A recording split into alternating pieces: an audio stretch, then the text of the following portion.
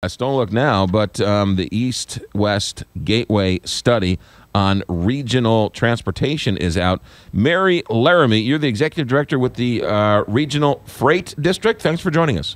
Good morning. How are you? I'm doing fantastic. Thanks for getting up so early with us. My pleasure. Looking forward to it. What does the East-West Gateway study say? It provided two recommendations regarding our region, and it told us two things. Number one, we're very fragmented at setting transportation priorities, and we need to do a better job of that. And it also said that we are being overshadowed by our peer cities like Nashville, Memphis, and Tennessee when it comes to marketing our freight-related assets. Okay, so when you say transportation, you mean cars and people, not necessarily freight. You know what, up until 2014, that's what we thought it was. And based on that study, it said that we need to do a better job of setting transportation priorities for multimodal transportation. Explain that. So that means freight rail, airports, trucking, the barge industry. And we need to look at all of those modes of transportation and that infrastructure and do a better job of coordinating what improvements we need to do. So you're saying that the airports and the trains and the Mississippi River aren't working together?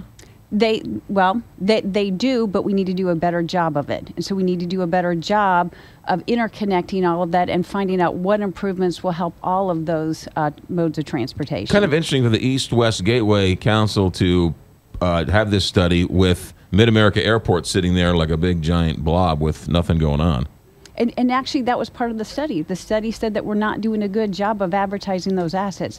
Mid-America has available land and available capacity, and we need to do a better job of letting people know about that capacity for Mid-America and Lambert. Okay, what should be done? Give me an example of what's not being done, what's stunting growth, and what should be done.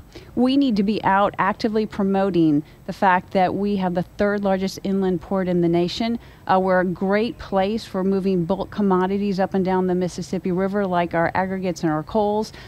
We need to start working closer with the private sector and finding out what we need to do to improve those transportation infrastructure. And then what about cars and people and transit and things like that? Did this study look at that as well? It did. And what did it say?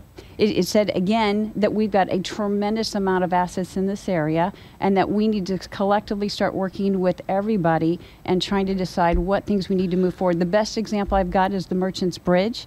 That carries 6 Class 1 railroads.